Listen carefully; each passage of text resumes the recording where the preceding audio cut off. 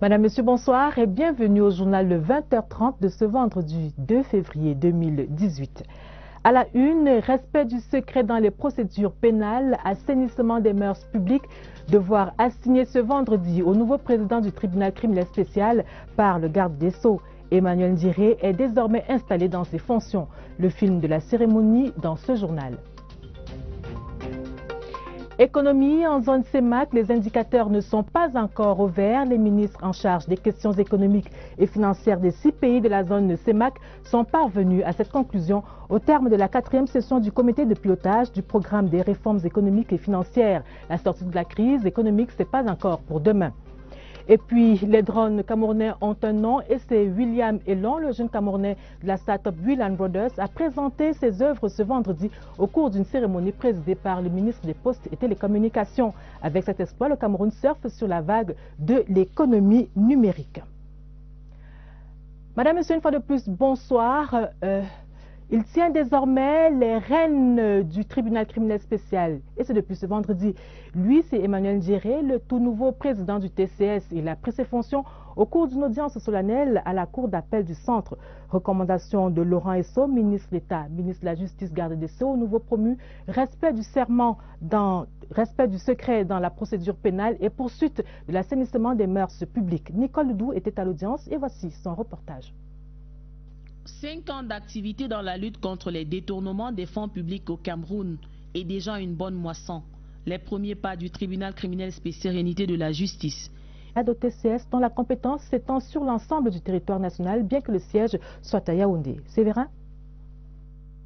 À l'inverse du tribunal militaire par exemple, le TCS relève de la catégorie des juridictions d'exception instables, c'est-à-dire celles dont la création et l'existence sont tributaires de la conjoncture.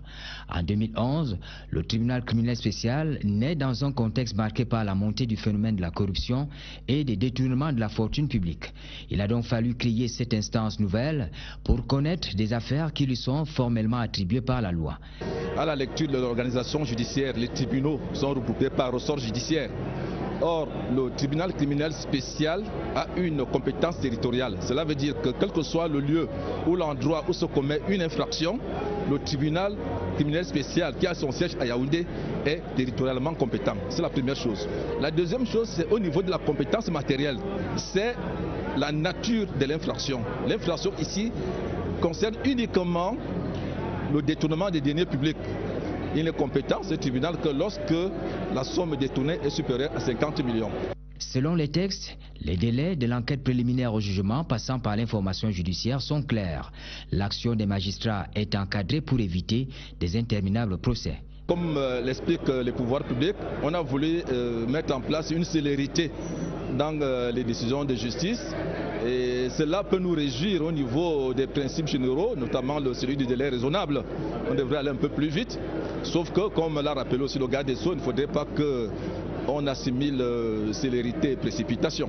Il faut rappeler que le premier tribunal criminel spécial est créé au Cameroun en avril 1961 et on le crée pour combattre les prévarications des groupements pré-coopératifs d'achat du cacao habilités par l'État camerounais à attribuer des primes pour le cacao reconnu supérieur. Ce tribunal va disparaître avec les dispositions de l'ordonnance du 26 août 1972 portant organisation judiciaire. Économie numérique et technologie, les tout premiers drones made in Cameroun sont disponibles et c'est le génie du jeune compatriote William Elong de la start-up Will & Brothers qui a réalisé cet exploit. Les drones camerounais ont été présentés au public ce vendredi ici même à Yaoundé au cours d'une cérémonie présidée par le ministre des Postes et Télécommunications Minedli Libom Likeng. Originalité et caractère innovant des drones camerounais dans ce reportage de Irène Dianafouda. Essai concluant pour ce drone qui va à la conquête du monde aérien. Ce robot volant est conçu et monté au Cameroun par un fils du terroir, William Elong, âgé de 24 ans. L'étincelle de la créativité et de l'innovation jaillit du feu de l'action attisée par la start-up Will & Brothers, basée à Douala. À l'actif de ces jeunes férus des TIC, 3 drones qui font des merveilles. On a des drones qui ont une autonomie comprise entre 30 et 45 minutes, essentiellement des quadricoptères. Et on a des ailes volantes, comme notre produit phare qui s'appelle Algo, qui peut voler parfois plus d'1 heure. Les drones que nous venons de présenter sont capables de faire plusieurs types de missions. Premièrement, des missions de cartographie, c'est-à-dire qu'aujourd'hui, avec un vol de nos drones, on est capable de vous donner une carte en temps réel d'une zone, d'une exploitation agricole par exemple. Le fruit de la recherche dans le domaine de l'économie numérique a été dégusté par les officiels ce vendredi à la cour arrière de l'hôtel de ville de Yaoundé. Une œuvre saluée par la marraine des start-upers. Will & Brothers, ils font la fierté du Cameroun parce que vous avez vu, c'est la réponse au message du chef de l'État. Ils ont osé, ils ont innové, ils ont créé.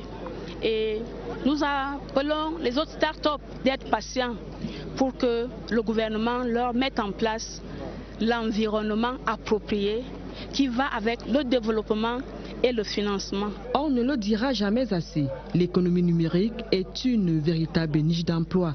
Il faut juste cliquer sur l'audace et le talent pour émerger du lot.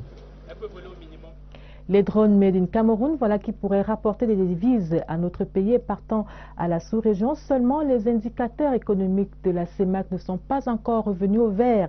Les ministres en charge des questions économiques et financières sont parvenus à ce constat à Douala au terme de la 4e session du comité de pilotage du programme des réformes économiques et financières, le PREF-CEMAC.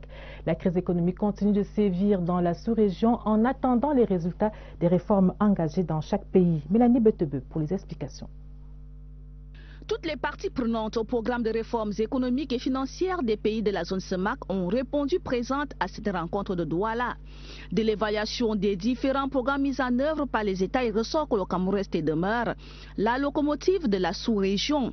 Son programme de réalisation infrastructurelle, la redynamisation de son agriculture à travers le développement des chaînes de valeur, ainsi que son plan directeur d'industrialisation adopté il y a peu, sont de nature à relancer la machine économique en 2018. D'autres États comme le Gabon et le Tchad misent également sur le développement agricole pour briser la dépendance vis-à-vis de la manne pétrolière. Le fait que le pétrole remonte ne doit pas nous amener à ne pas faire d'autres efforts. Bien au contraire, il faut redoubler l'effort. Grâce aux accords signés avec le Fonds monétaire international, les réserves de change ont été préservées afin d'assurer le commerce extérieur et éviter la dévaluation du franc CFA. D'autres bailleurs de fonds se sont greffés à cette dynamique à des conditionnalités pugnaces comme la réforme des finances publiques et l'assainissement du climat des affaires. Les réserves de change sont améliorées. Nous avons aujourd'hui 2 mois et demi de réserves de change. Nous n'avons pas dépassé les 3 mois. Mais il est évident que dans l'Union, on voudrait 5 mois de réserves. Bon, les choses mises à bout montrent que le PREF-CEMAC a fait du bon travail. Toutefois, les questions sécuritaires doivent être absolument adressées afin d'éviter la banqueroute à la sous-région. Vis-à-vis de ce qui s'est passé en Guinée équatoriale, c'est tout à fait normal quand un pays a reçu un contre-coup, il faut qu'il se referme. Donc nous souhaitons donner des possibilités pour que ce pays se sente en sécurité. Donc il y a des couloirs qu'il faut tracer, il y a des postes frontaliers qu'il faut mettre en exergue, il y a tout un tas de programmes, il y a ces 13 projets qui permettent effectivement aujourd'hui de sortir de monoproduits, de diversifier un peu plus l'économie pour que le bonheur de nos pays, parce qu'in fine, qu'est-ce qu'on veut? C'est la lutte contre la pauvreté. Pour l'année 2018, il est question pour la zone CEMAC de gagner au moins 1 point de croissance pour quitter enfin le seuil de récession dans lequel elle est plongée depuis 2016. Pour plus d'orthodoxie dans l'exploitation du bois dans la région de l'Est, l'association Action for Sustainable Development rend la copie d'une étude de 7 mois sur le sujet. L'association a présenté les outils d'une transformation et d'une commercialisation du bois en toute légalité ce vendredi ici à Yaoundé, dans la salle des exploitants et autres opérateurs de la filière bois. Les détails avec Daniel Menanga. Le marché domestique du bois est actuellement approvisionné à 75% dans l'illégalité. C'est une étude récemment menée dans la région de l'Est Cameroun qui le révèle. Une étude ici fort avait fait un constat selon lequel ce marché était approvisionné à 75% de bois de source illégale. Ce qui est assez dramatique pour un pays qui est producteur de bois. L'association Action for Sustainable Development pense qu'en formalisant les activités du secteur bois, la donne peut changer. L'idée est d'accompagner les opérateurs qui exercent dans le marché domestique à formaliser leur activité. Grâce à l'appui financier de partenaires au développement comme la FAO ou l'Union européenne, et depuis le 5 septembre 2016, le projet renforcement de la légalité dans le marché domestique et transfrontalier du bois se déroule dans la région forestière de l'Est Cameroun. Nous traitons avec les forêts communautaires désormais qui ont les titres légaux pour les coupes de bois. Nous traitons avec les scieries qui sont aussi légales dans le bois et finalement ça nous met vraiment à l'aise. Les résultats sont satisfaisants. L'espoir est que tous les transformateurs, opérateurs et autres acteurs de la filière bois du pays travaillent en toute légalité, tout en évitant l'exploitation abusive de nos forêts. Vous l'avez dit Daniel, comme la région de l'Est, la région du Sud fait également les frais de l'exploitation illégale du bois. Les arbres sont très souvent abattus sans aucune autorisation et acheminés dans les centres urbains pour commercialisation. Le phénomène est courant et affecte l'économie locale. Certivi Sud, Christian Blondel, Abia, reportage. Le bois du Sud attire plusieurs opérateurs pour sa qualité. Certains usagers, détenteurs de titres ou non, exploitent cette essence forestière sans toutefois respecter la procédure légale. Il s'agit de ceux qui s'introduisent dans un massif forestier. Ça peut être une UFA, ça peut être une vente de coupe attribuée, ça peut être même un domaine non attribué, et qui vont couper du bois sans avoir un titre. Et d'autres peuvent avoir un titre et exploiter au-delà des limites de leur titre. C'est là l'illégalité. L'exploitation abusive du bois existe également chez les autochtones. Ce qui se passe, c'est la confusion qu'il y a entre le bois qui se trouve dans mon village. Les uns et les autres pensent qu'ils peuvent entrer en possession, entrer en jouissance de ces différentes espèces sans une autorisation. Chaque contrevenant s'expose ainsi à des sanctions. Le fait de couper ces bois sans les différentes autorisations, les différents titres que je vous ai cités tout à l'heure, permettent à ce que nous puissions déclencher des procédures de contentieux qui confirment le caractère illégal des activités qui ont été menées par ces populations. Aux différents acteurs de contribuer à la préservation du bois, richesse du Sud. La 52e édition de la fête de la jeunesse se célèbre dans un peu plus d'une semaine. Dans les établissements scolaires, les préparatifs vont bon train. Mais de manière générale, quel est le rapport que les jeunes ont à cet événement du 11 février? Leur réponse varie selon qu'ils sont élèves, étudiants, sans emploi ou travailleurs. Voyons tout cela dans ce reportage de Agnès Solange Abessolo. Jeunes ambitieux, à peine sortis des limbes enchantés de l'adolescence, s'ouvrent en réalité quotidienne d'une société stricte.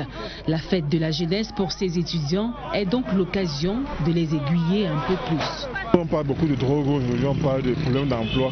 On a posé ces sujets-là sur la table, essayer de réfléchir, trouver des solutions à ces problèmes-là. On parle de l'Observatoire national de la jeunesse. Beaucoup de gens n'ont pas cette information, ça parce que l'Observatoire de la jeunesse offre comme possibilité. De cette fête-là, j'attends que les jeunes se développent, qu'ils cessent de prendre des groupes et tout ce qu'ils prennent conscience en fait que c'est eux le futur du pays. Eux, en face du campus, ne sont pas réduits à la sportule de la charité publique, même s'ils font partie des 27% des jeunes qui sont au chômage au Cameroun. J'ai d'autres priorités en ce moment. La fête de la jeunesse, c'est le second de mes soucis. C'est vrai que même s'il y a les thèmes, ça résout les problèmes de certains, ça n'empêche que d'autres restent dans les mêmes situations. C'est pour ça que nous... Ces jeunes qui s'intègrent dans la vie active ont aussi leurs préoccupations et pas des moindres. C'est pas facile de joindre les bouts. En même temps, vous partez encore à l'école, en même temps, vous faites une activité pour pouvoir payer vos cours. Donc, je ne sais pas si l'État peut trouver un moyen par rapport à cela. Pour cette fête de la jeunesse, pour moi, j'attends de l'amélioration venant des personnalités. Fête de la jeunesse, une opportunité d'échange pour certains, un rendez-vous presque manqué pour d'autres.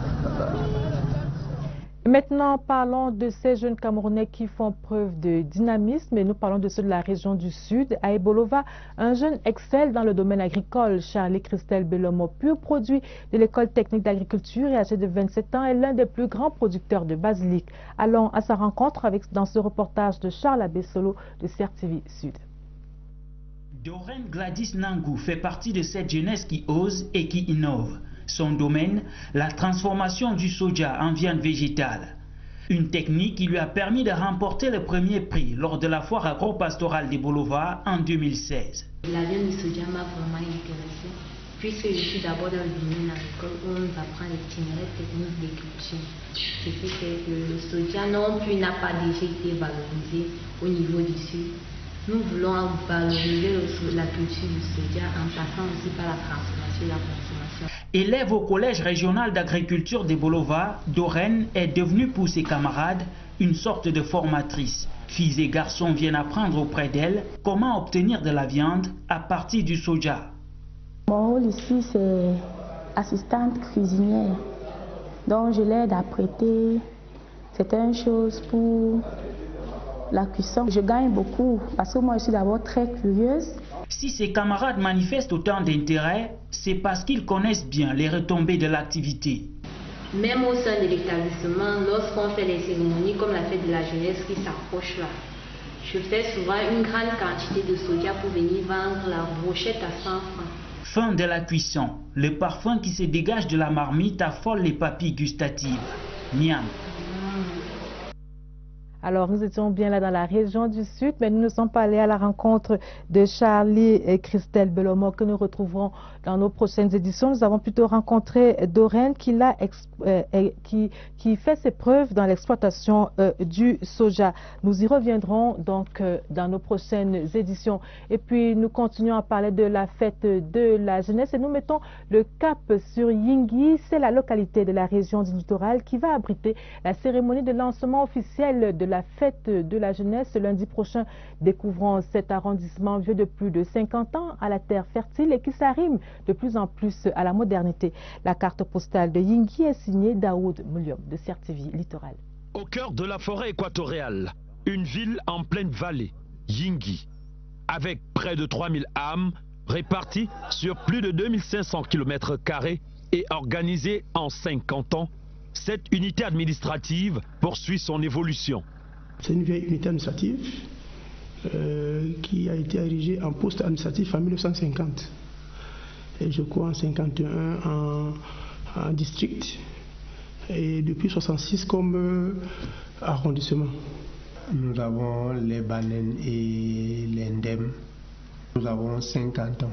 Historiquement, l'arrondissement de Yingui doit son nom à un contexte qu'il rappelle désormais par sa simple évocation. Arrivé ici, c'est les Bassa qui trouvent. Ils ont commencé à repousser Bassa et occuper des terrains de ces derniers. Quand ceux-là sont venus, étant très nombreux, en Bassa, ils ont dit Baye Yingui. Donc ils sont nombreux. Sur le plan architectural, la modernité domine peu à peu la tradition.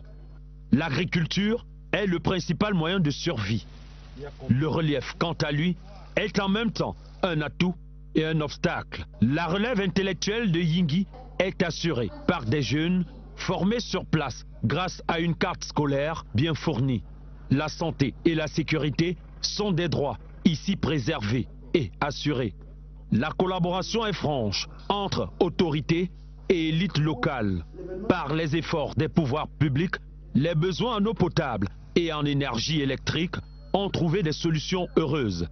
Avec une centrale photovoltaïque modulable jusqu'à 120 kVA de capacité, mise en exploitation depuis octobre 2017, le délestage est désormais au choix des ménages. Le soleil, quant à lui, continue de briller au compte de la nature. Avant Yingui, le ministre de la Jeunesse a procédé au lancement de la fête de la jeunesse à Washington. C'est aux États-Unis pour la première fois dont les jeunes de la diaspora ont eu ce lancement solennel, un signal fort qui marque la cohésion sociale et l'unité nationale dans notre pays et même au-delà des frontières. Théodore Nana, reportage. L'ambassade du Cameroun à Washington, le joyau architectural en rénovation, est le lieu qui a été choisi pour rassembler les quelques Camerounais de la diaspora des États-Unis. Il faut dire qu'à la situation anglophone très préoccupante pour le gouvernement et le peuple camerounais, se sont ajoutés les récents actes des déshonneurs aux emblèmes de la nation Des actes irresponsables que condamnent les Camerounais de la diaspora, réunis pour dire leur indignation et réitérer leur désir de voir la paix et l'unité demeurer dans ce cher et beau pays. Nous pouvons résoudre nos problèmes au Cameroun sans avoir à brûler le drapeau du Cameroun. Les emblèmes de notre pays sont des choses extrêmement importantes et ça a été démontré aujourd'hui dans la diaspora américaine. Pour les intervenants, paix et dialogue furent les mots phares. Quand il y a une querelle entre des frères, on s'assoit autour d'une table et on essaie de trouver ce qu'on peut appeler un compromis. Quelques cris des détracteurs n'ont pas pu empêcher de dire une prière au plus haut des dieux, non seulement de préserver le Cameroun des partisans du désordre et de la haine, mais aussi assister ses dirigeants, conduits par son Excellence Paul Biya, dans cet effort de faire du Cameroun un endroit idéal et prospère pour ses dignes fils et filles. Nous ne sommes pas prêts à voir ce que nous voyons au Cameroun, c'est-à-dire la brûlure de nos écoles. Le Cameroun est une nation unie. Laissons, n'est-ce pas, la lutte entre nous les Camerounais pour le bien-être de notre pays. C'est le vert, rouge et jaune marqué de l'étoile dorée, fixé en haut de son mât et guidé par le vent léger du soir qui flottait devant l'ambassade, comme pour mieux accompagner l'initiative. Retour au Cameroun, les zones humides pour un avenir urbain durable. C'est sur ce thème que le Cameroun s'est joint au reste de la communauté internationale ce vendredi 2 février pour célébrer la journée mondiale des zones humides. Et c'est l'arrondissement de Yaoundé 6e qui a abrité les festivités présidées par le ministre de l'Environnement, de la Protection de la Nature et du Développement durable. Et les Pierres a exhorté les participants à œuvrer pour la bonne gestion des écosystèmes. Augustin Bichoka, reportage. Le choix de ce site marécageux de Simbok dans la mairie de Yaoundé 6e pour abriter la première étape de la célébration de la journée mondiale des zones humides ne relève pas du hasard. Il s'agit bien aujourd'hui des zones humides parce que cela permet de poser la problématique des zones humides. Ce que nous constatons malheureusement dans la vie courante, c'est qu'il y a des occupations anarchiques de ces zones, une exploitation non rationnelle de ces zones, et qui renvoie les problèmes présents au futur. La délégation ministérielle et les autorités municipales ont fait le tour de cet espace pour constater les dérives des exploitants de la zone dangereuse ainsi que les conséquences auxquelles ils s'exposent. La force appartient à la loi avec le temps.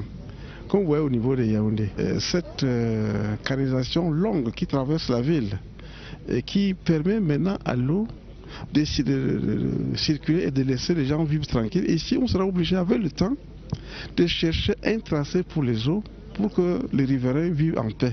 La deuxième étape de la commémoration par le Cameroun de la Convention de Ramsar sur les zones humides s'est voulue solennelle.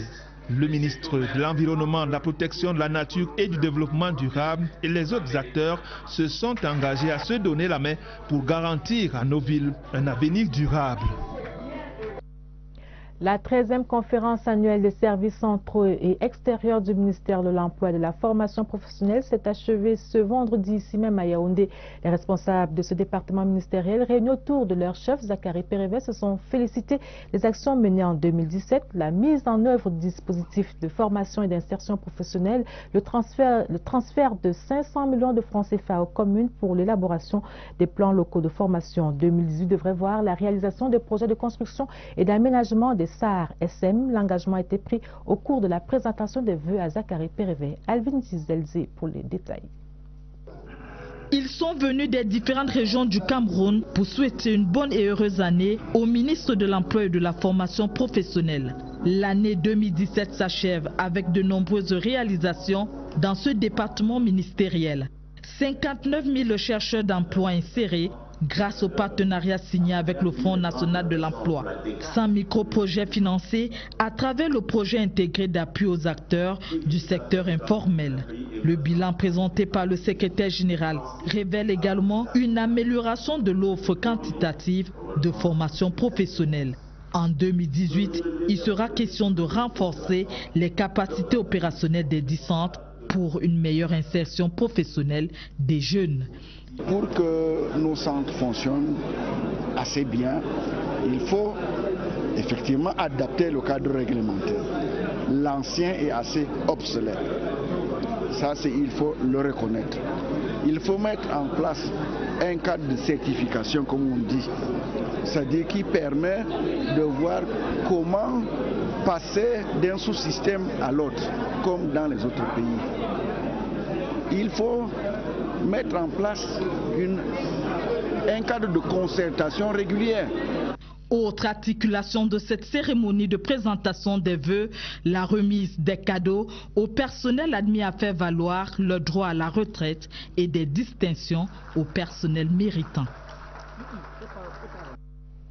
Le ministère de l'Administration territoriale et de la décentralisation a appelé à accompagner les processus électoraux. C'est la feuille de route déroulée ce vendredi au Palais des Congrès de Yaoundé lors de la présentation des vœux de Nouvel An au ministre de l'Administration territoriale, René Emmanuel Sadi, ainsi qu'au ministre délégué en charge des collectivités territoriales décentralisées, Jules Dorendongo. Reportage de Marie-Laurence Unke. Un moment solennel qui donne l'occasion de revenir sur les actions communes menées au cours de l'année précédente et qui permet également d'esquisser les grandes lignes de la feuille de route de l'année nouvelle. Des orientations qui devront être suivies avec munitie. Il s'agira notamment d'œuvrer à l'accélération de notre processus de décentralisation, de même qu'à l'encadrement optimal des processus électoraux prévus en 2018. J'invite à cet effet tous les collaborateurs concernés à finaliser dans les plus brefs délais l'élaboration du projet de décret portant statut du personnel des collectivités territoriales décentralisées ainsi que celui portant statut de l'élu local. Une cérémonie marquée par des décorations et des récompenses au personnel méritant, mais également par la traditionnelle et chaleureuse poignée de main au ministre René Emmanuel Sadi, ainsi qu'au ministre délégué en charge des collectivités territoriales décentralisées, Jules Dorendongo. Ceci pour dire bonne année, messieurs les ministres.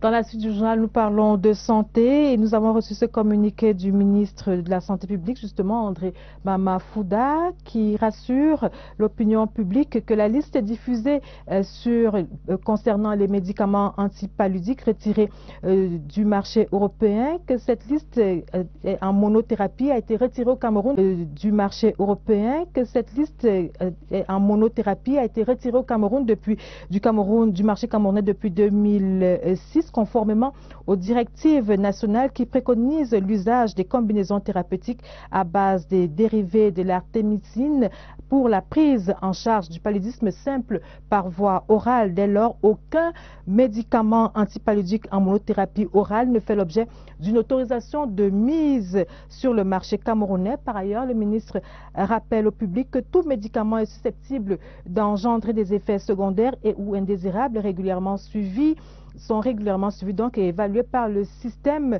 national de pharmacovigilance et de veille pharmaceutique. La suite du journal et nous parlons de politique. Fin cet après-midi, ici à Yaoundé, de la Télé nationale de formation en leadership politique, des responsables du mouvement des femmes de l'UNDP. Les participantes ont un mois pour restituer les enseignements reçus dans leurs bases politiques respectives. Le mouvement des femmes pour la démocratie et le progrès entend assurer l'éducation civique des militantes et éveiller leur conscience politique. Augustin Bichoka, reportage. Des signes d'une reprise effective des activités politiques au sein du mouvement des femmes pour la démocratie et le progrès en cette année 2018 où sont annoncées des consultations électorales. Cet atelier national de l'organe annexe de l'UNDP à Yaoundé regroupe les membres du comité directeur et des responsables du parti venus des 10 régions du Cameroun. Au centre des travaux, l'implication des femmes dans les instances de prise de décision conformément aux résolutions du dernier congrès. Les participants sont retenus sur la base de leur potentiel à s'investir comme candidates aux échéances électorales à venir. À l'issue de cet atelier, je souhaite que tout ce qu'elles auront reçu ici, qu'elles puissent aller le transmettre à celles qui n'ont pas pu nous retrouver dans les brefs délais. La hiérarchie de l'UNDP formule le vœu de voir ces cadres du parti mieux outillés désormais pour affronter les défis des prochaines échéances électorales. Les rendez-vous culturels du week-end, Katino enflamme la cité d'Obala ce soir. Ndédié Yango donne rendez-vous à ses fans du côté de la Sanza Night Club. C'est également ce soir. Les chanteurs les plus adulés de la jeunesse seront sur la scène du Palais des Sports de Yaoundé demain samedi. Locaux, Dynastie Le Tigre et Daphné notamment, et puis l'humoriste Charlotte Ntamak est en spectacle ce dimanche à l'Institut français du Cameroun. D'autres surprises à découvrir dans cet agenda culturel que vous propose Inès Magoum. La femme du peuple, Katino, donne un spectacle en ce moment même au cabaret Le Mintar à Obala. À Yaoundé, le prince des montagnes Ndédié Yango vous invite à la Sanza Night Club ce soir.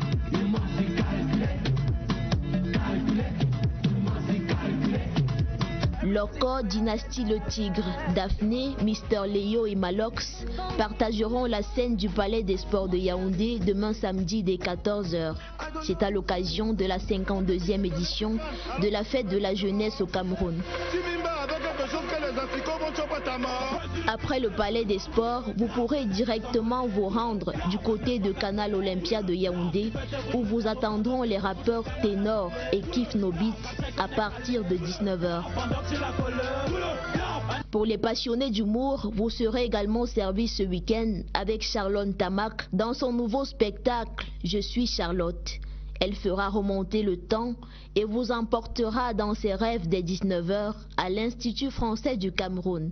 Charlotte, donne l'argent. Donne-moi mon argent. Terminons le week-end en beauté du côté de Douala, où se tient dimanche la journée culturelle du jeune musulman. C'est à partir de 9 h à la maison de Mbopi. Voilà qui vous fera déstresser. Bon week-end. Des solutions innovantes pour barrer la voie à la pollution environnementale. L'initiative est de Cimencam. Les cimenteries du Cameroun optent pour l'approche de présentation durable de l'environnement. Objectif, recycler tous les déchets plastiques en collaboration avec ses partenaires. Les détails avec Joseph Itoté de CRTV Littoral. On ne le dira jamais assez. La présence des déchets plastiques dans la nature est l'une des causes de pollution de la planète. Face à la menace, Cimencam a jugé opportun de développer des solutions innovantes et durables. L'option prise par Cimencam obéit à un double objectif, protéger l'environnement et se conformer aux exigences juridiques. En matière de recyclage, Namé Recycling, l'entreprise partenaire de Cimencam, est rompue à la tâche. Sur le terrain, le succès de l'opération passera par la sensibilisation. Il faut sauver la planète. Cimencam y est résolu. Voilà qui fait d'elle une entreprise citoyenne. Parlons encore de politique dans ce journal et nous vous donnons lecture de ce communiqué signé de Henri Yebaïsi, élite de la Léquié. Les hautes personnalités, élites et forces vives du département de la Léquié sont informées qu'un fonds spécial Léquié de mobilisation pour l'élection présidentielle d'octobre 2018 a été mis en place. Le lancement solennel du dit fonds spécial aura lieu le dimanche 4 février 2018 à 12 h au centre touristique de Monatélé. Les stratégies de mobilisation optimale du potentiel électoral de la Léquié pour les échéances électorales de 2018 sur l'ensemble du département et au niveau de la diaspora nationale et externe seront également examinées à cette occasion. En raison de l'importance de cette rencontre de Monatélé, la contribution et la participation personnelle de tous est vivement souhaitée. Et parlons de sport à présent. L'association de la Panthère sportive d'Undé annonce la tenue de son assemblée générale extraordinaire ce dimanche 4 février à l'hôtel Majestic de Baganté, c'est dans la région de l'Ouest. Cette assemblée vise à mobiliser toute l'élite du département pour la refondation du club et la relance de ses activités en vue de la saison sportive 2018. Sur les enjeux des travaux de dimanche, voici les explications de Charlie Mérinos Diatou. Club cinquantenaire, la Panthère sportive d'Undé nourrit de grandes ambitions pour la nouvelle saison, malgré sa relégation en Ligue 2. Jouer les premiers rôles dans le championnat de la Ligue 2, saison 2018, nous avons des ambitions beaucoup plus loin, même africains, étant en Ligue 2, c'est-à-dire la Coupe du Cameroun. Pour atteindre ces objectifs, toute l'élite du département doit être mise à contribution. Et l'Assemblée générale de dimanche est une belle opportunité. Et c'est le moment pour moi d'appeler ceux qui vont participer à cette rencontre de venir avec les moyens nécessaires, pas avec les promesses. Et c'est à partir de cela que nous pourrons savoir qui est avec l'équipe, qui n'est pas avec l'équipe. Enclin de nombreuses crises managériales au cours de la saison écoulée, l'heure est à l'apaisement avec l'onction des autorités fédérales et administratives. Nous avons tenu à associer toutes les instances de football de notre pays et particulièrement les autorités administratives et sécuritaires de la ville qui ont pris toutes les dispositions en signant tous les documents nécessaires pour l'organisation de cette rencontre. 2 fois vainqueur de la Coupe du Cameroun et 2 fois finaliste, la Panthère du Ndé veut retrouver la gloire d'antan. Nous continuons de parler de sport et place à la fiche sportive du week-end. Justement, les férus de sport ont le choix entre 2 disciplines. Le Nambudo qui ouvre sa saison sportive dans les locaux de l'Institut national de la jeunesse et puis le football féminin, notamment les éliminatoires du mondial Uruguay 2018. Les Lions indomptables des moins de 17 ans affrontent demain les Fly Eagles au Nigeria. Le point avec Jean-Cyriac Bessé. Ouverture de la saison sportive ce samedi à la Fédération camerounaise de Nambudo et de Sambo. L'événement se tient dès 14 h au campus de l'Institut national de la jeunesse et des sports à Yaoundé. Également au programme de cette journée de lancement de la saison à la FECANA, une réunion du bureau directeur prévue au siège de la dite fédération au quartier Titi Garage à 10 h. Autre centre d'intérêt ce week-end, le football. Les Lions de moins de 17 ans sont à Benin City au Nigeria où elles affrontent ce samedi l'équipe nigériane dans le cadre du dernier tour des éliminatoires de la Coupe du Monde Uruguay 2018. Une victoire des pouliches du coach Stéphane Diana au match aller ce samedi permettrait au Cameroun de prendre une bonne option de qualification pour la phase finale du championnat du monde de la catégorie. Les regards seront également tournés vers la capitale économique marocaine, Casablanca, où la finale de la 5e édition du CHAN Maroc 2018 polarise l'attention. Marocains et Nigérians ont rendez-vous avec l'histoire dimanche au complexe sportif Mohamed V. Madame, Monsieur, c'est la fin de ce journal dont je vous rappelle les principales articulations. Respect du secret dans les procédures pénales, assainissement des mœurs publiques, devoir assigné ce vendredi au nouveau président du tribunal criminel spécial par le garde des Sceaux. Emmanuel Djéré est désormais installé dans ses fonctions. Et vous avez eu le film de la cérémonie dans ce journal. Économie en zone CEMAC, les indicateurs ne sont pas au vert. Les ministres en charge des questions économiques et financières des 6 pays de la zone CEMAC sont parvenus à cette conclusion au terme de la 4e session du comité de pilotage du programme des réformes économiques et financières. Et puis également, nous parlons de start-up. Les drones camerounais ont un nom et c'est William Elon, le jeune compatriote de la start-up Will & Brothers, a présenté ses œuvres ce vendredi au cours d'une cérémonie présidée par le ministre des Postes et Télécommunications. Avec cet espoir, le Cameroun surfe sur la vague de l'économie numérique. Madame, Monsieur, c'est la fin de ce journal. Merci de l'avoir suivi. Prochain rendez-vous avec l'information, ce sera à minuit. Et puis demain, retrouvez Karine Olive Yabit à 20 h 30.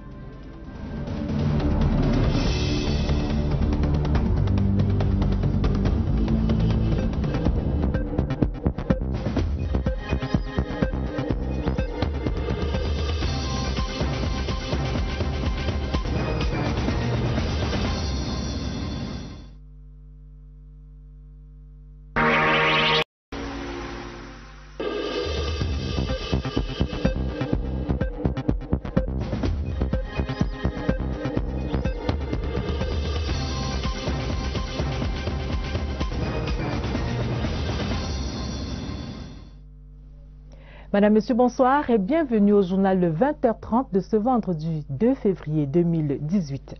À la une, respect du secret dans les procédures pénales, assainissement des mœurs publiques, devoir assigner ce vendredi au nouveau président du tribunal criminel spécial par le garde des Sceaux. Emmanuel Djéré est désormais installé dans ses fonctions. Le film de la cérémonie dans ce journal. Économie en zone CEMAC, les indicateurs ne sont pas encore au vert. Les ministres en charge des questions économiques et financières des 6 pays de la zone CEMAC sont parvenus à cette conclusion au terme de la 4e session du comité de pilotage du programme des réformes économiques et financières. La sortie de la crise économique, ce n'est pas encore pour demain. Et puis, les drones camerounais ont un nom et c'est William Elon, le jeune Camerounais de la start-up Will & Brothers, a présenté ses œuvres ce vendredi au cours d'une cérémonie présidée par le ministre des Postes et Télécommunications. Avec cet exploit, le Cameroun surfe sur la vague de l'économie numérique. Madame, Monsieur, une fois de plus, bonsoir. Il tient désormais les rênes du tribunal criminel spécial. Et c'est depuis ce vendredi. Lui, c'est Emmanuel Djéré, le tout nouveau président du TCS. Il a pris ses fonctions au cours d'une audience solennelle à la cour d'appel du centre. Recommandation de Laurent Esso, ministre d'État, ministre de la Justice, garde des Sceaux, nouveau promu, respect du serment, respect du secret dans la procédure pénale et poursuite de l'assainissement des mœurs publiques. Nicole Ledoux était à l'audience et voici son reportage. 5 ans d'activité dans la lutte contre les détournements des fonds publics au Cameroun et déjà une bonne moisson. Les premiers pas du tribunal criminel spécial unité de la justice. Au TCS, dont la compétence s'étend sur l'ensemble du territoire national, bien que le siège soit à Yaoundé. Séverin? À l'inverse du tribunal militaire par exemple, le TCS relève de la catégorie des juridictions d'exception instables, c'est-à-dire celles dont la création et l'existence sont tributaires de la conjoncture. En 2011, le tribunal criminel spécial naît dans un contexte marqué par la montée du phénomène de la corruption et des détournements de la fortune publique.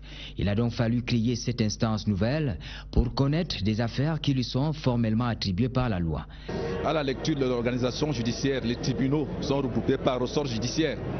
Or, le tribunal criminel spécial a une compétence territoriale. Cela veut dire que quel que soit le lieu ou l'endroit où se commet une infraction, le tribunal criminel spécial qui a son siège à Yaoundé est territorialement compétent. C'est la première chose. La deuxième chose, c'est au niveau de la compétence matérielle. C'est la nature de l'infraction. L'infraction ici concerne uniquement le détournement des deniers publics. Il est compétent, ce tribunal, que lorsque la somme détournée est supérieure à 50 millions.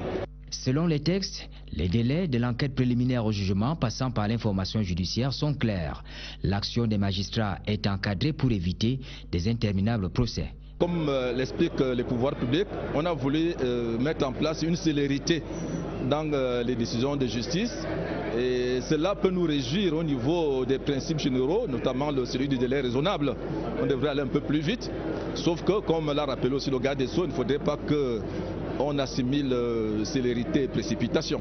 Il faut rappeler que le premier tribunal criminel spécial est créé au Cameroun en avril 1961 et on le crée pour combattre les prévarications des groupements pré-coopératifs d'achat du cacao habilités par l'État camerounais à attribuer des primes pour le cacao reconnu supérieur. Ce tribunal va disparaître avec les dispositions de l'ordonnance du 26 août 1972 portant organisation judiciaire. Économie numérique et technologie, les tout premiers drones made in Cameroun sont disponibles et c'est le génie du jeune compatriote William Elong de la start-up Will & Brothers qui a réalisé cet exploit. Les drones camerounais ont été présentés au public ce vendredi ici même à Yaoundé au cours d'une cérémonie présidée par le ministre des Postes et Télécommunications Minedli Libom Likeng. Originalité et caractère innovant des drones camerounais dans ce reportage de Irène Djanafouda. Et c'est conclu d'une transformation et d'une commercialisation du bois en toute légalité ce vendredi ici à Yaoundé dans la salle des exploitants et autres opérateurs de la filière bois. Les détails avec Daniel Menanga. Le marché domestique du bois est actuellement approvisionné à 75% dans l'illégalité. C'est une étude récemment menée dans la région de l'Est Cameroun qui le révèle. Une étude ici fort avait fait un constat selon lequel ce marché était approvisionné à 75% de bois de source illégale.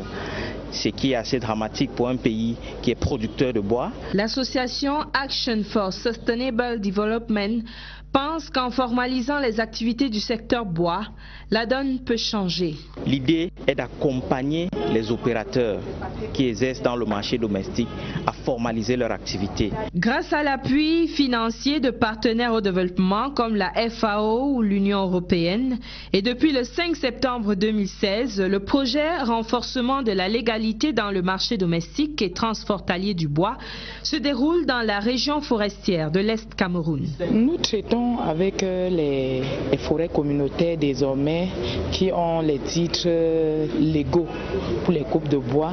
Nous traitons avec les scieries qui sont aussi légales dans le bois et finalement, ça nous met vraiment à l'aise. Les résultats sont satisfaisants. L'espoir est que tous les transformateurs, opérateurs et autres acteurs de la filière bois du pays travaillent en toute légalité, tout en évitant l'exploitation abusive de nos forêts. Vous l'avez dit Daniel, comme la région de l'Est, la région du Sud fait également les frais de l'exploitation illégale du bois. Les arbres sont très souvent abattus sans aucune autorisation et acheminés dans les centres urbains pour commercialisation. Le phénomène est courant et affecte l'économie locale. Certivi Sud, Christian Blondel, Abia, reportage. Le bois du Sud attire plusieurs opérateurs pour sa qualité.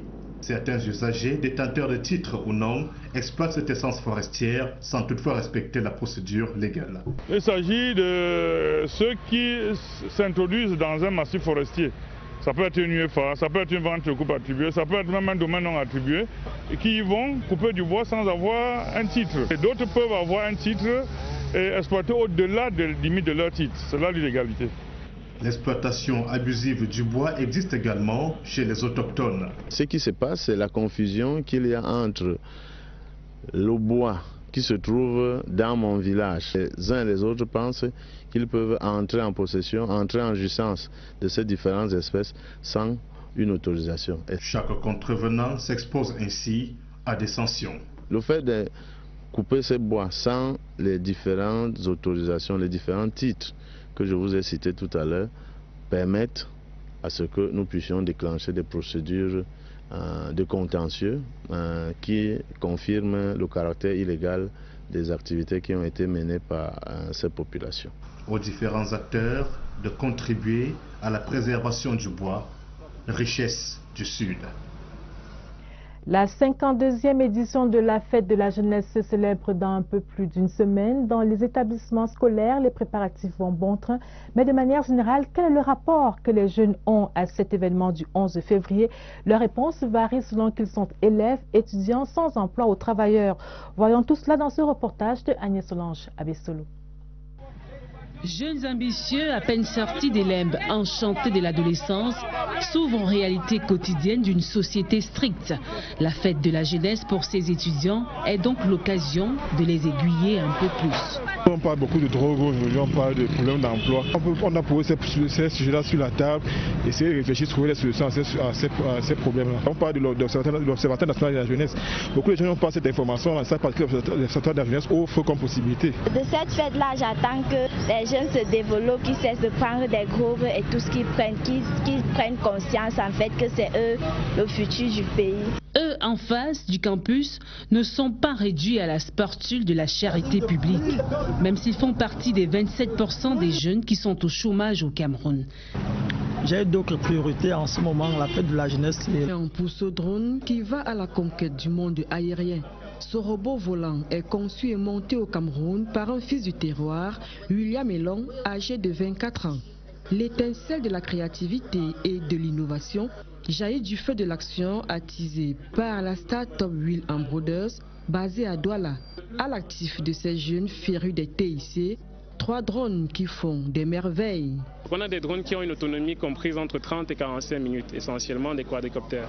Et on a des ailes volantes, comme notre produit phare qui s'appelle Algo, qui peut voler parfois plus d'1 heure. Les drones que nous venons de présenter sont capables de faire plusieurs types de missions.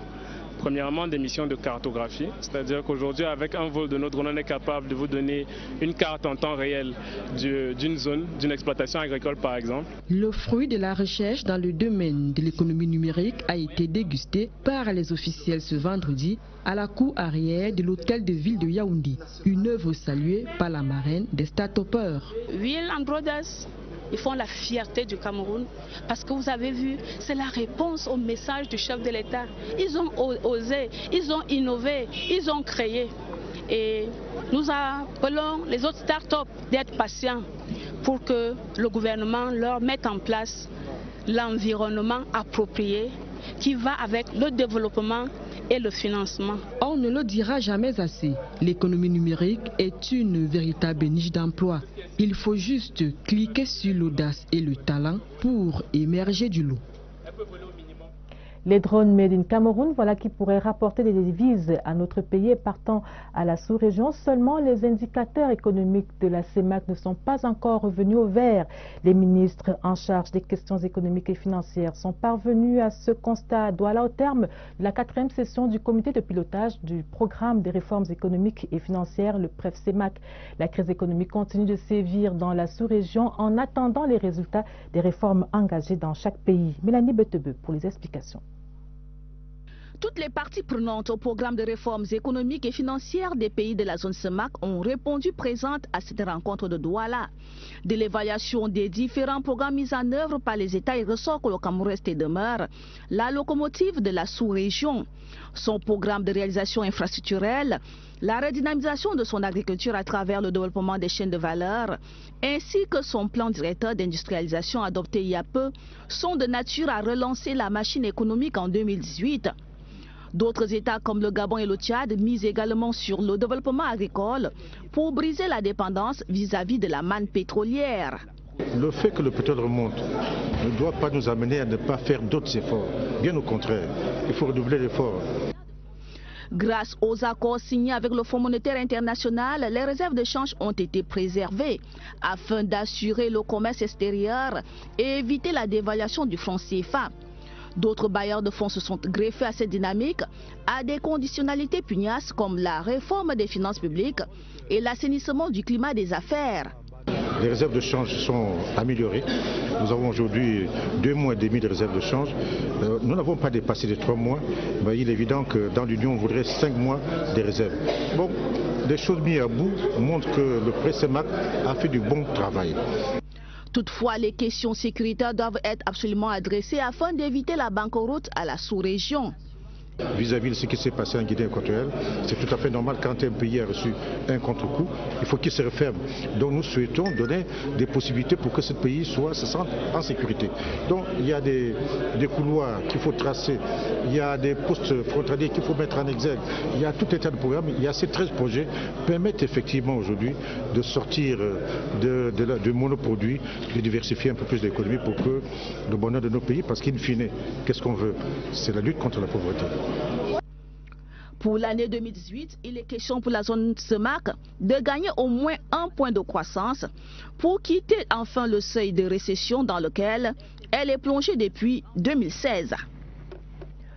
Pour plus d'orthodoxie dans l'exploitation du bois dans la région de l'Est, l'association Action for Sustainable Development rend la copie d'une étude de 7 mois sur le sujet. L'association a présenté les outils et assuré. La collaboration est franche entre autorités et élites locales. Par les efforts des pouvoirs publics, les besoins en eau potable et en énergie électrique ont trouvé des solutions heureuses. Avec une centrale photovoltaïque modulable jusqu'à 120 kVA de capacité, mise en exploitation depuis octobre 2017, le délestage est désormais au choix des ménages. Le soleil, quant à lui, continue de briller au compte de la nature. Avant Yingui, le ministre de la Jeunesse a procédé au lancement de la fête de la jeunesse à Washington. C'est aux États-Unis pour la première fois dont les jeunes de la diaspora ont eu ce lancement solennel, un signal fort qui marque la cohésion sociale et l'unité nationale dans notre pays et même au-delà des frontières. Théodore Nana, reportage. L'ambassade du Cameroun à Washington, le joyau architectural en rénovation, est le lieu qui a été choisi pour rassembler les quelques Camerounais de la diaspora des États-Unis. Il faut dire qu'à la situation anglophone très préoccupante pour le gouvernement et le peuple camerounais, se sont ajoutés les récents actes des déshonneurs aux emblèmes de la nation, des actes irresponsables que condamnent les Camerounais de la diaspora, réunis pour dire leur indignation et réitérer leur désir de voir la paix et l'unité demeurer dans ce cher et beau pays. Nous pouvons résoudre nos problèmes au Cameroun sans avoir à brûler le drapeau du Cameroun. Les emblèmes de notre pays sont des choses extrêmement importantes et ça a été démontré aujourd'hui dans la diaspora américaine. Pour les intervenants, paix et dialogue furent les mots phares. Quand il y a une querelle entre des frères, on s'assoit sur une table et on essaie de trouver ce qu'on peut appeler un compromis. Quelques cris des détracteurs n'ont pas pu empêcher de dire une prière au plus haut des dieux, non seulement de préserver le Cameroun des partisans du désordre et de la haine, mais aussi assister ses dirigeants, conduits par son Excellence Paul Biya, dans cet effort de faire du Cameroun un endroit idéal et prospère pour ses dignes fils et filles. Nous ne sommes pas prêts à voir ce que nous voyons au Cameroun, c'est-à-dire la brûlure de nos écoles. Le Cameroun est une nation unie. Laissons, n'est-ce pas, la lutte entre nous les Camerounais pour le bien-être de notre pays. C'est le vert, rouge et jaune marqué de l'étoile dorée, fixé en haut de son mât et guidé par le vent léger du soir qui flottait devant l'ambassade, comme pour mieux accompagner l'initiative. Retour au Cameroun, les zones humides pour un avenir urbain durable. C'est sur ce thème que le Cameroun s'est joint au reste de la communauté internationale ce vendredi 2 février pour célébrer la journée mondiale des zones humides. Et c'est l'arrondissement de Yaoundé 6e qui a abrité les festivités présidées par le ministre de l'Environnement, de la Protection de la Nature et du Développement durable. Et les Pierres a exhorté les participants à œuvrer pour la bonne gestion des écosystèmes. Augustin Bichoka, reportage. Le choix de ce site marécageux de Simbok dans la mairie de Yaoundé 6e pour abriter la première étape de la célébration de la journée mondiale des zones humides ne relève pas du hasard. Il s'agit bien aujourd'hui des zones humides parce que cela permet de poser la problématique des zones humides. Ce que nous constatons malheureusement dans la vie courante, c'est qu'il y a des occupations anarchiques de ces zones, une exploitation non rationnelle de ces zones, et qui renvoie les problèmes présents au futur. La délégation ministérielle et les autorités municipales ont fait le tour de cet espace pour constater les dérives des exploitants de la zone dangereuse ainsi que les conséquences auxquelles ils s'exposent. La force appartient à la loi avec le temps. Comme vous voyez au niveau de Yaoundé, cette canalisation longue qui traverse la ville et qui permet maintenant à l'eau de circuler et de laisser les gens vivre tranquilles. Ici, on sera obligé avec le temps de chercher un tracé pour les eaux pour que les riverains vivent en paix. La deuxième étape de la commémoration par le Cameroun de la Convention de Ramsar sur les zones humides s'est voulue solennelle. Le ministre de l'Environnement, de la Protection de la Nature et du Développement durable et les autres acteurs se sont engagés à se donner la main pour garantir à nos villes un avenir durable. Le second de mes soucis. C'est vrai que même s'il y a les thèmes, ça résout les problèmes de certains, ça n'empêche que d'autres restent dans les mêmes situations. C'est pour ça que nous... Ces jeunes qui s'intègrent dans la vie active ont aussi leurs préoccupations et pas des moindres. C'est pas facile de joindre les bouts. En même temps, vous partez encore à l'école, en même temps, vous faites une activité pour pouvoir payer vos cours. Donc, je ne sais pas si l'État peut trouver un moyen par rapport à cela. Pour cette fête de la jeunesse, pour moi, j'attends de l'amélioration venant des personnalités. Fête de la jeunesse, une opportunité d'échange pour certains, un rendez-vous presque manqué pour d'autres. Maintenant, parlons de ces jeunes Camerounais qui font preuve de dynamisme et nous parlons de ceux de la région du Sud. À Ebolova, un jeune excelle dans le domaine agricole. Charlie-Christelle Belomo, pur produit de l'école technique d'agriculture et âgé de 27 ans, est l'un des plus grands producteurs de basilic. Allons à sa rencontre dans ce reportage de Charles Abessolo de CRTV Sud. Doreen Gladys Nangou fait partie de cette jeunesse qui ose et qui innove. Son domaine, la transformation du soja en viande végétale. Une technique qui lui a permis de remporter le premier prix lors de la foire agro-pastorale de Bolova en 2016. La viande du soja m'a vraiment intéressée, puisque je suis d'abord dans le domaine agricole où on nous apprend l'itinéraire technique des cultures. Ce qui fait que le soja non plus n'a pas déjà été valorisé au niveau du Sud. Nous voulons valoriser la culture du soja en passant aussi par la transformation et la consommation. Élève au collège régional d'agriculture de Bolova, Doreen est devenue pour ses camarades une sorte de formatrice. Filles et garçons viennent apprendre auprès d'elle comment obtenir de la viande à partir du soja. Mon rôle ici, c'est assistante cuisinière. Donc je l'aide à prêter certaines choses pour la cuisson. Je gagne beaucoup parce que moi je suis d'abord très curieuse. Si ses camarades manifestent autant d'intérêt, c'est parce qu'ils connaissent bien les retombées de l'activité. même au sein de l'établissement, lorsqu'on fait les cérémonies comme la fête de la jeunesse qui s'approche là, je fais souvent une grande quantité de soja pour venir vendre la brochette à 100 francs. Fin de la cuisson, le parfum qui se dégage de la marmite affole les papilles gustatives. Miam. Alors, nous étions bien là dans la région du Sud, mais nous ne sommes pas allés à la rencontre de Charlie et Christelle Belomo que nous retrouverons dans nos prochaines éditions. Nous avons plutôt rencontré Doreen qui fait ses preuves dans l'exploitation du soja. Nous y reviendrons donc dans nos prochaines éditions. Et puis, nous continuons à parler de la fête de la jeunesse et nous mettons le cap sur Yingui. C'est la localité de la région du littoral qui va abriter la cérémonie de lancement officiel de la fête de la jeunesse lundi prochain. Découvrons cet arrondissement vieux de plus de 50 ans à la terre fertile et qui s'arrime de plus en plus à la modernité. La carte postale de Yingui est signée Daoud Mouliom de CRTV Littoral. Au cœur de la forêt équatoriale, une ville en pleine vallée, Yingui, avec près de 3000 âmes réparties sur plus de 2500 km² et organisée en 50 ans, cette unité administrative poursuit son évolution. C'est une vieille unité administrative qui a été érigée en poste administratif en 1950. Et je crois en 1951 en district. Et depuis 1966 comme arrondissement. Nous avons les Banen et l'Indem. Nous avons 50 ans. Historiquement, l'arrondissement de Yingui doit son nom à un contexte qu'il rappelle désormais par sa simple évocation. Arrivé ici, c'est les Bassa qui trouvent. Ils ont commencé à repousser Bassa et occuper des terrains de ces derniers. Quand ceux-là sont venus, étant très nombreux, en Bassa, ils ont dit Baye Yingui. Donc ils sont nombreux.